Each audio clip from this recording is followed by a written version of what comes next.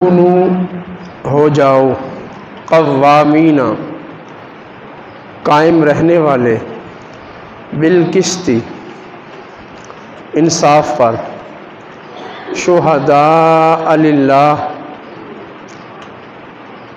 گواہ اللہ کے لیے ولو علی انفسکم اگرچہ اس گواہی اور انصاف پر قائم رہنے سے تمہیں نقصان ہو، اول والدین یا تمہارے ماں باپ کا نقصان ہو، اول والاقربین یا قرابت داروں کا نقصان ہو، ان یکن غنیا او فقیرا غنی ہو یا فقیر ہو، فاللہ اولا بہما تو اللہ غنی اور فقیر سے زیادہ حقدار ہے، فلا تتبعوا الہوی ان تعدلوا اپنی خواہشات کی پیروی مت کرو انصاف کرنے میں، وَإِن تَلْوُوا اور اگر تم انصاف کے معاملے میں ہیر پھیر کرو، او تُعْرِضُوا یا منہ موڑ لو، فَإِنَّ اللَّهَ كَانَ بِمَا تَعْمَلُونَ خَبِيرًا تو بے شک اللہ تعالیٰ تمہارے سارے عمل جانتا ہے۔ اس آیت مبارکہ میں انصاف کا حکم دیا جا رہا ہے، کونو ہو جاؤ قوامین بالقسط انصاف پر قائم رہنے والے، انصاف کو قائم رکھنے والے۔ اس سے گزشتہ آیات میں حقوق العباد کا ذکر تھا، عورتوں کی وراثت کا معاملہ تھا، اور اس سے پہلے کی آیات میں ایک قبیلے مسلمان قبیلے کے چوری کرنے والے فرد کا ذکر تھا کہ اس نے چوری کی اور قبیلہ اس کی چوری کو بچانے کے لیے آ گیا۔ تو اس ساری صورتحال کے پیش نظر بات چل رہی ہے حقوق العباد کی، اور حقوق العباد کے معاملے میں ہی فرمایا جا رہا ہے کہ اے ایمان والو تم تو وہ ہو، تمہاری شان یہ ہونی چاہیے، تمہارا اخلاق، تمہاری عادت، تمہاری پہچان یہ ہو کہ تم انصاف کو قائم رکھنے والے ہو، تم عدل والے ہو، تم عدل کرنے والے ہو۔ تمہیں دنیا دیکھے تو کہے کہ یہ عادل اور منصف لوگ ہیں، اس لیے فرمایا کونو تم ہو جاؤ، ارادہ کر لو، پختہ نیت کر لو، اور پھر عملی طور پر انصاف قائم رکھنے والے ہو جاؤ۔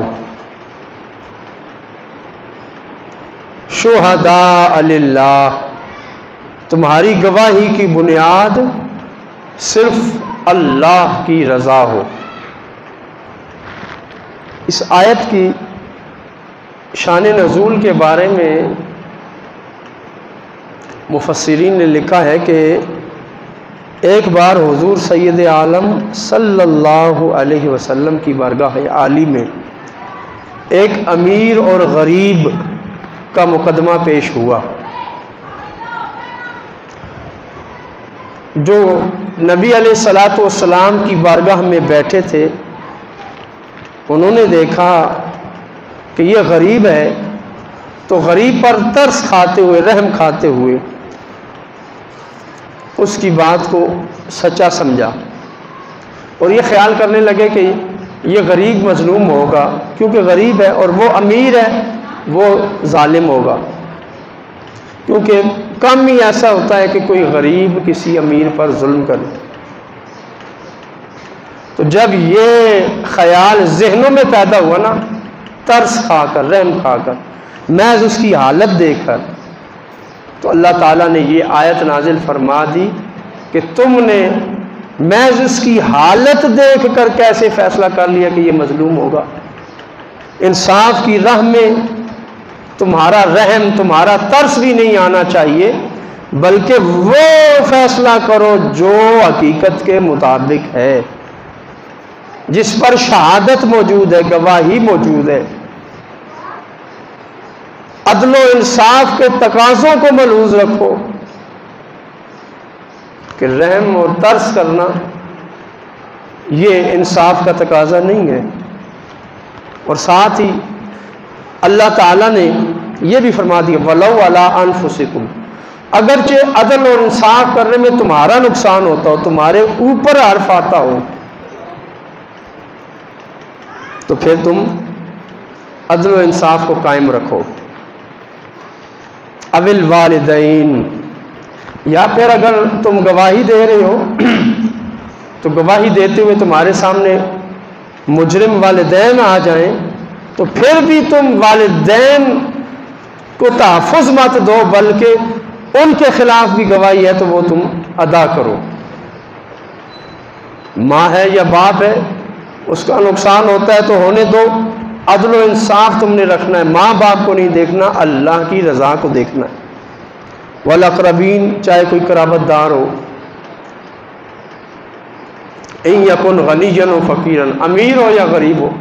بسا اوقات ایسا ہوتا ہے کہ بندہ انصاف اور حق کی بات کرنے سے خاموش ہو جاتا ہے کہ سامنے والدین ہیں، دوست ہے، رشتہ دار ہے، جاننے والا ہے۔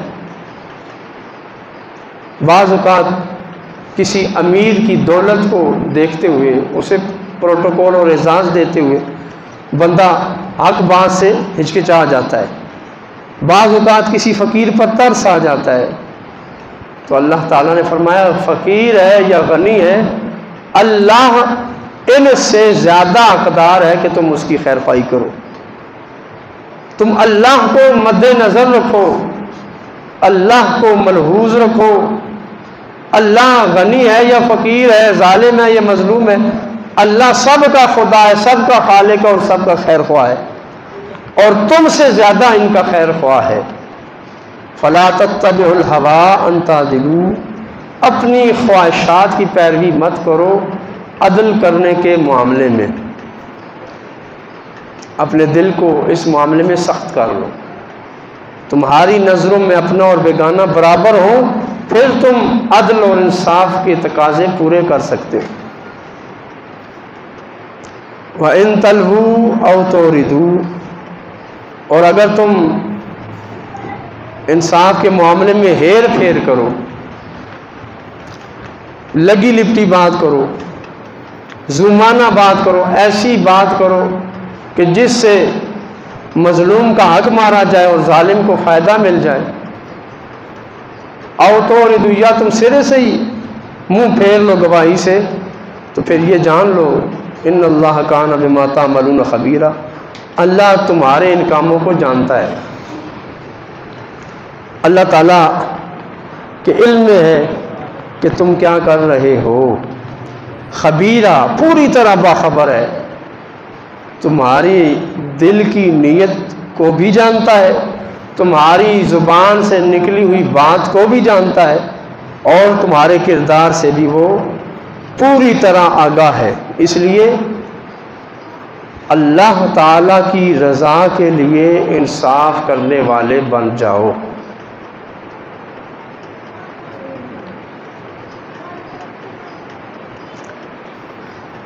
اب یہاں پر اللہ نے جب انصاف اور عدل کی بات آئی تو کہا کونوا قوامین، تم قائم کرنے والے ہو جاؤ۔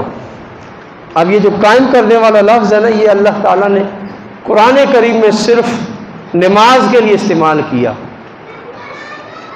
وَأَقِیمُوا الصَّلَاةَ، کہ نماز قائم کرو، کہ نماز پوری زندگی میں فرض ہے، دن میں 5 بار فرض ہے، سال کی نماز عید کی فرض ہے، ہفتے کی نماز جمعہ کی فرض ہے۔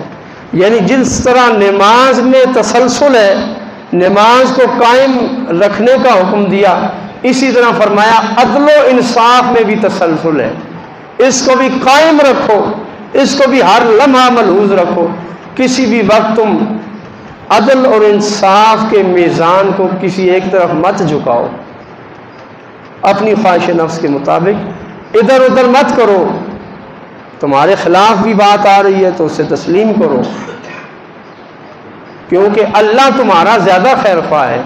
جب تم اپنا نقصان برداشت کر کے اللہ کو خوش کرو گے تو اللہ پھر تمہارا نقصان بھی پورا کرے گا۔ تو اس لیے فرمایا زکوٰۃ کا دینے کا حکم دیا، آتوا الزکوٰۃ کا، حج کا کہا، حج کرنے کا حکم دیا، لیکن قائم کرنے کے لیے صرف نماز کا حکم دیا اور عدل و انصاف کا حکم دیا کہ عدل و انصاف ہر لحظہ ہر شخص پر لازم ہے۔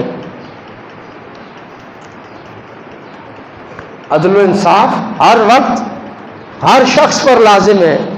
اپنے نفس پر انصاف، بیویوں کے ساتھ انصاف، اولاد کے ساتھ انصاف، ماں باپ کے ساتھ انصاف، بھائیوں کے ساتھ انصاف، اہل محلہ کے ساتھ انصاف، اور وطن والوں کے ساتھ، ملک والوں کے ساتھ انصاف، یہ ہر وقت واجب ہے۔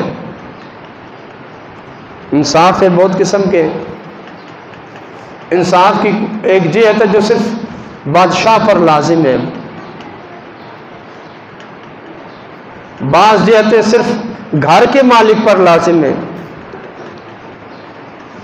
تو انصاف کی مختلف جہتیں بندے کو جس قسم کے بھی انصاف سے پالا پڑے وہ اسے قائم رکھنے والا ہو۔ دیکھیں نماز کا حکم آیا تو کہا ان الصلاۃ تنہی عن الفحشاء والمنکر، نماز بے حیائی اور برے کام سے روکتی ہے۔ اور ادھر عدل و انصاف کو دیکھیں کہ عدل و انصاف بے حیائی اور برائی کو عملاً روکتا ہے۔ بندہ جب نماز پڑھتا ہے تو اتنی دیر وہ جھوٹ نہیں بول رہا، وہ زنا نہیں کر رہا، شراب نہیں پی رہا، فضول باتیں نہیں کر رہا، اس نے اپنے آپ کو گناہ سے اور برائی سے بچا لیا ہے، اپنے آپ کو بچا لیا ہے۔ اور عدل و انصاف بے حیائی اور برائی کو کیسے روکتا ہے کہ بندہ جب نماز پڑھتا ہے اپنے آپ کو بچاتا ہے، اس کا فائدہ اپنی ذات کو ہے، لیکن جب عدل و انصاف کرے گا تو پورا معاشرہ امن اور سکون میں آ جائے گا، امن کا گہوارہ بن جائے گا۔ عدل و انصاف ہر شخص پر ہر لحظہ لازم ہے۔ اس لیے فرمایا یا ایھا الذین آمنوا، جو کلمہ پڑھ چکے ہو اب قوامین بالقسط، کونوا، ہو جاؤ اس عدل و انصاف کو قائم رکھنے والے۔ اب اگر عدل و انصاف کو قائم رکھنے والے نہیں ہوتے تو ہم اپنے فائدے کے لیے تو عبادت کر رہے ہیں، ہم نے معاشرے کے فائدے کے لیے کوئی عبادت نہیں کی۔ اس لیے یہاں پر بالخصوص اہل ایمان کو مخاطب کیا گیا اور کہا گیا کونوا، تم ہو جاؤ، یعنی اللہ چاہتا ہے کہ ہمیں ایسا ہونا چاہیے کہ ہم عدل و انصاف کرنے والے ہوں، ہمیں انصاف کرنا آتا ہو اور انصاف کے لیے ہماری نیت بھی ہونی چاہیے، ہم انصاف کے لیے عملی طور پہ کھڑے بھی ہوں۔ کونوا قوامین بالقسط، عدل کے لیے کھڑے ہو جاؤ، شہداء للہ، تم عدل کے لیے کھڑے ہو جاؤ گے تو یہ اللہ کی رضا کے لیے تمہاری شہادت ہوگی۔ شہداء للہ، تم اللہ کے گواہ بن جاؤ گے، اللہ کے گواہ ہو جاؤ گے۔ یعنی یہاں پر دیکھیں کتنی خوبصورت بات ہے کہ اللہ تعالیٰ کی رضا کے لیے بندہ مومن کو گواہ بننے کا حکم ہوا۔ آج ہم جو گواہی اپنے ذاتی فائدے کے لیے دیتے ہیں، ذاتی تعلقات کی بنیاد پہ دیتے ہیں، ذاتی فائدے کے لیے، ذاتی مفادات کے لیے دیتے ہیں، اللہ تعالیٰ نے ہمیں پہلے ہی اس سے روک دیا، نہیں، تمہاری اپنی ذاتیات نہیں ہونی چاہیے، بلکہ تمہاری گواہی محض اللہ کی رضا کے لیے ہونی چاہیے۔ مومن گواہ ہو اللہ کی رضا کے لیے۔ اور ساتھ فرمایا وَلَوْ عَلَىٰ أَنفُسِكُمْ، اگرچہ اس میں تمہارا نقصان ہو، یعنی اللہ تعالیٰ نے پہلے ہی بتا دیا عدل اور انصاف قائم کرنے کے لیے تمہیں سب سے پہلے اپنا نقصان برداشت کرنا پڑے گا۔ اور سب سے بڑی بات یہ ہے کہ بندہ جب اپنے اوپر نقصان آتا ہوا دیکھتا ہے نا تو پھر عدل اور انصاف سے پیچھے ہٹ جاتا ہے، عدل و انصاف سے پیچھے ہو جاتا ہے۔ آج دیکھیں ہمارے گلی محلوں میں صبح سے شام تک ناجائز فروشوں کی اور ناجائز خرید و فروخت کرنے والوں کی آمد و رفت لگی ہوئی ہے۔ میں نے جس بندے سے بھی بات کی کہتے استاد جی اپنے آپ کو بچاؤ، پیچھے ہو جاؤ، آگے نہ ہو۔ تو اللہ تعالیٰ نے اسی سے ہی تو ہمیں پہلے روک دیا، وَلَوْ عَلَىٰ أَنفُسِكُمْ، عدل اور انصاف کا نظام قائم کرنے کے لیے تمہیں نقصان اٹھانا پڑے گا۔ وَلَوْ عَلَىٰ أَنفُسِكُمْ، اگرچہ تمہارے اوپر آتی ہو تو تم پھر بھی اس سے مت روکو۔ شہداء للہ، اللہ کے لیے گواہ ہو جاؤ، گواہی دو تو صرف اللہ کی رضا کے لیے، پیسے لے کر نہیں، اپنے فائدے کے لیے نہیں، اپنے نقصان کو بچانے کے لیے نہیں، بلکہ شہداء للہ، اللہ کی رضا کے لیے گواہ ہو جاؤ۔ اب یہ جو گواہی ہے اس کی تین جہتیں ہیں۔ ایک گواہی ہے حقوق شریعہ سے متعلق، ایک گواہی ہے حقوق العباد سے متعلق، اور ایک گواہی ہے حدود اللہ سے متعلق۔ حقوق شریعہ کی گواہی، مثلا رمضان المبارک کا مہینہ آیا، رمضان کے شروع ہونے کے لیے چاند کا دیکھنا لازم ہے، یا شعبان کے 30 دنوں کا پورا ہونا لازم ہے۔ 30 دن پورے نہیں ہوئے، 29ویں دن کسی کو چاند نظر آ گیا تو اب اس پر لازم ہے کہ وہ گواہی دے حاکم وقت کے پاس جا کے کہ میں نے چاند دیکھ لیا، کہ یہ گواہی دینا حقوق شرعیہ میں سے شرعیہ ہے۔ جس طرح وراثت ہے بندوں کا حق، لیکن اس کی حصوں کے مطابق تقسیم کرنا اور وارثوں کو مالک بنانا یہ حقوق شرعی ہے۔ اسی طرح قربانی کا گوشت ہے، اس کو تقسیم کرنا، جس بندے نے پیسے دیے اس کا حق ہے، لیکن پورا وزن کر کے اس کے حوالے کرنا یہ حق شرع ہے، شریعت کا حق ہے۔ تو شریعت کے حق کو کوئی معاف نہیں کر سکتا، شرعی حق پورا کرنا ہے کہ وراثت میں تیرا اتنا حصہ بنتا ہے، یہ تیرے حوالے ہے، اب وہ لے کے جسے چاہے مرضی دے دے۔ یہ تمہارا گوشت ہے، یہ اتنا 7 کلو تمہارا گوشت بنا ہے، وہ کہے میرا 7 کلو ہے مجھے 6 دے دو، 1 کلو فقیروں میں تقسیم کر دو، اب وہ معاف ہوگا کہ اسے 7 کلو گوشت کا علم دیا گیا، بتایا گیا اور اس کے حوالے کیا گیا، اس میں سے پھر وہ دے رہا ہے۔ تو حقوق شرعیہ جو ہیں ان سے متعلق گواہی ہے، یہ بھی واجب ہے۔ اسی طرح دوسری گواہی حقوق العباد سے متعلق،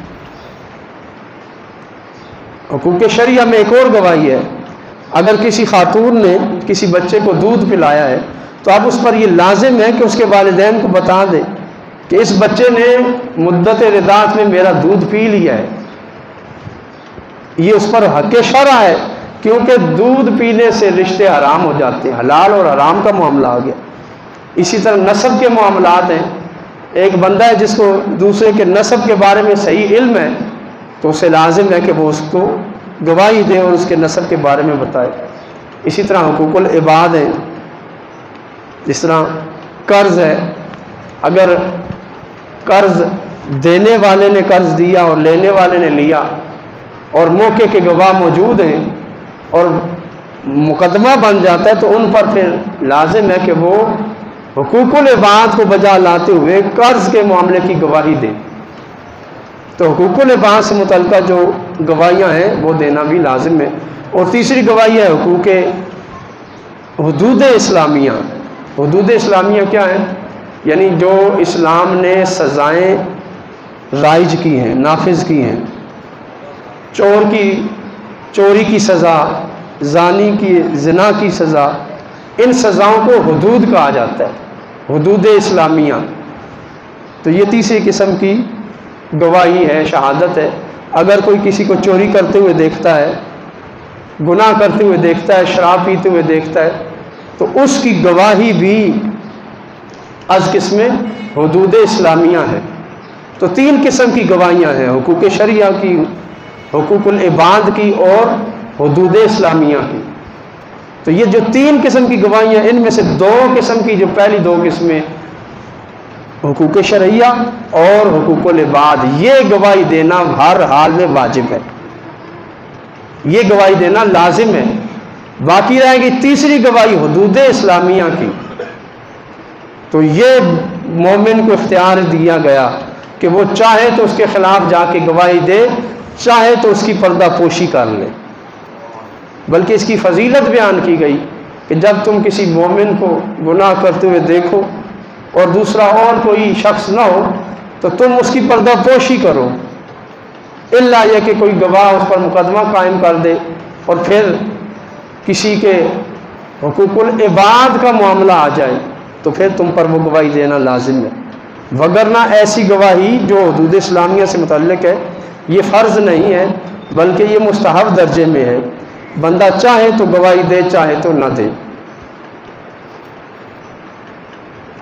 وَلَوْ عَلَىٰ أَنفُسِكُمْ، اگر یہ گواہی تمہارے خلاف آتی ہو، یعنی حقوق العباد اور حقوق شرعیہ کی گواہی چاہے تمہارے خلاف آتی ہو اسے تم ہر حال میں ادا کرو، اور حدود اسلامیہ کی جو گواہی ہے، سزاؤں سے متعلقہ جو گواہی ہے، اگر وہ تم نہیں بھی دیتے تو اس کی شریعت نے اجازت دی ہے کہ تم اس گواہی سے ہٹ جاؤ اور مقدمے میں پیش مت ہو۔ یہ گواہیاں شریعت مطہرہ نے لازم کی ہیں کہ ہمیں چاہیے کہ ان گواہیوں پر ہم بہر صورت قائم رہیں، حقوق شرعیہ میں سے اور حقوق العباد میں سے کسی گواہی کو چھپانا حرام ہے۔ مثلا لین دین کا معاملہ ہے، قرض کا معاملہ ہے، اور گواہ جو ہے موقع کا وہ صحیح گواہی نہیں دیتا، کسی سے پیسہ لے کے گواہی کو بدل لیتا ہے تو ایسا کرنا حرام ہے۔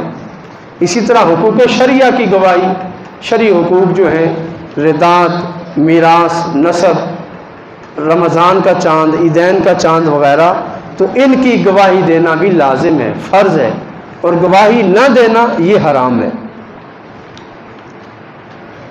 اور دوسری بات کہ گواہی دینے میں اگر نقصان آتا ہو، وَلَوْ عَلَىٰ أَنفُسِكُمْ، اگرچہ تمہارے خلاف ہو یا تمہارے والدین کے خلاف ہو گواہی، پھر بھی تم گواہی دو۔ اب گواہی دینے میں اگر والدین کے سامنے بیٹا آ جائے تو اس بیٹے کو والدین کا نافرمان نہیں کہا جائے گا، آنکھ نہیں کہا جائے گا، وہ نافرمان قرار نہیں پائے گا، کیونکہ اللہ نے فرمایا اول والدین، چاہے گواہی تمہارے والدین کے خلاف ہو تم ان کے خلاف کھڑے ہو جاؤ۔ یہاں پر ماں باپ کے خلاف گواہی دینے کے لیے اللہ تعالیٰ نے اجازت دی ہے، تو والدین کی اطاعت بھی تابع ہے، ان معاملات میں والدین کی اطاعت ہے جن معاملات کی اللہ رسول نے اجازت دی ہے، جن کو شریعت نے جائز قرار دیا ہے۔ بیوی اپنے خاوند کی ان معاملات میں بات مانے گی جن کی اجازت اللہ رسول نے دی ہے۔ اگر خاوند خلاف شرع کام کرنے کا کہے گا تو بیوی پر اسے ماننا لازم نہیں ہے۔ اسی طرح ماں باپ خلاف شرع بات کہیں، خلاف شرع کوئی حکم دے تو وہ اولاد پہ ماننا لازم نہیں ہے۔ اول والدین، چاہے والدین ہوں، والاقربین، چاہے بھائی ہوں، چچا ہو، پھپھی ہو، ماموں ہو وغیرہ، دوست ہوں، سب کے خلاف اگر گواہی دینے کی نوبت آ جائے تو ان کے خلاف بھی گواہی دینا لازم ہے۔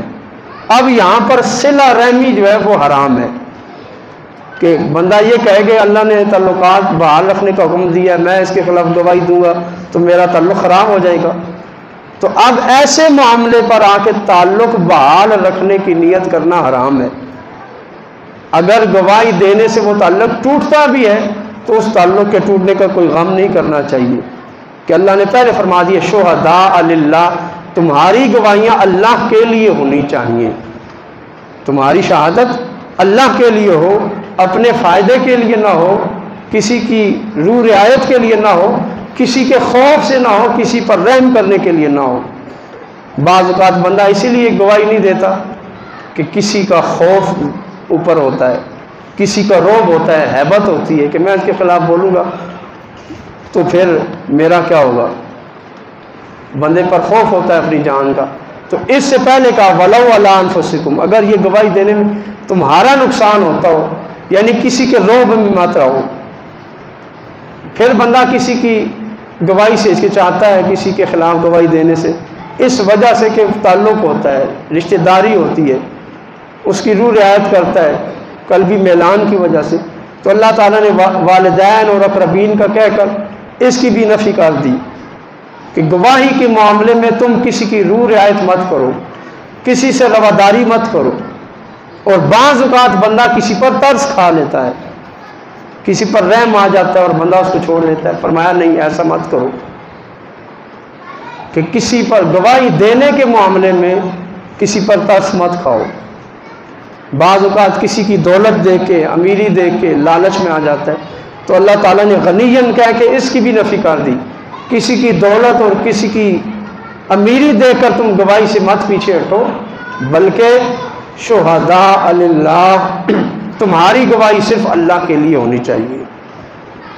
وَإِن تَلْوُوا، اگر تم ہیر پھیر کرو، یعنی گواہی دینے سے بچنا چاہو اور بیان بدل لو، او تو ردو، یا سرے سے ہی گواہی سے مکر جاؤ اور عدل و انصاف کی راہ میں حائل ہو جاؤ، فإن اللہ کان بما تعملون خبیرا، پھر اللہ کو تمہارے کاموں کی خبر ہے۔ اب یہ حکم کس کو ہو رہا ہے؟ یا ایھا الذین آمنوا، اے ایمان والو، اور ساتھ ہی آخر میں کہا جا رہا ہے اللہ تمہارے اعمال جانتا ہے۔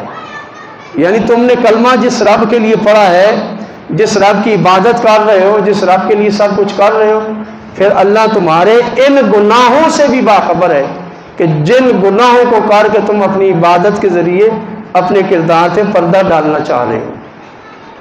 تم اس عبادت سے، اپنے اس زبانی ایمانی دعوے سے اللہ تعالیٰ کو دھوکہ نہیں دے سکتے۔ اللہ تمہاری نمازوں کو بھی جانتا ہے اور تمہاری وابستگیوں کو بھی جانتا ہے اور تمہارے عدل و انصاف سے بھی باخبر ہے۔ اللہ تعالیٰ سے کوئی چیز تمہاری چھپی ہوئی نہیں ہے کہ تم اللہ تعالیٰ کو دھوکہ دے لو گے۔ تم ہاتھ میں تسبیح پکڑ کے لوگوں کو تو دھوکہ دے سکتے ہو، لیکن اللہ تعالیٰ بما تعملون خبیر، اللہ تعالیٰ تو جانتا ہے تمہارے کاموں کو۔ تم بظاہر معاشرے کے سامنے رو کر، آنسو بہا کر اپنی بے گناہی ثابت کرنے کی کوشش تو کر سکتے ہو، لیکن اللہ تو جانتا ہے تمہارے کاموں کو کہ تم کیا کر رہے ہو۔ اس لیے فرمایا گیا کونوا قوامین، قائم کرنے والے ہو جاؤ، بالقسط، انصاف کو، کہ بندہ مومن انصاف کو قائم کرنے والا ہو، ہر حال میں انصاف اور عدل کے نظام کو قائم کرنے کی کوشش کرے۔ اور عدل اور انصاف قائم کرنے کے لیے اللہ کی نظر میں کیا اہمیت ہے، اس کا اندازہ لگائیں کہ قائم کرنے کا لفظ صرف اپنی عبادت نماز کے ساتھ لگایا، وَأَقِیمُوا الصَّلَاةَ، نماز قائم کرو، اور یہاں کہا کونوا قوامین بالقسط، اور عدل و انصاف کو قائم کرنے والے ہو جاؤ۔ یہ دو چیزیں قائم کر لو، یہ ہم نے قائم کرنی ہے، ہماری ڈیوٹی ہے۔ نماز بھی ہم نے قائم کرنی ہے اور عدل و انصاف کے تقاضوں کو بھی ہم نے پورا کرنا ہے۔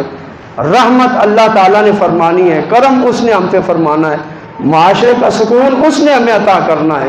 جو ہماری ڈیوٹی ہے وہ نماز قائم کرنے کی ہے اور عدل و انصاف کا نظام قائم کرنے کی ہے۔ مالک کائنات ہمیں سمجھنے کی توفیق عطا فرمائے۔ استغفر اللہ۔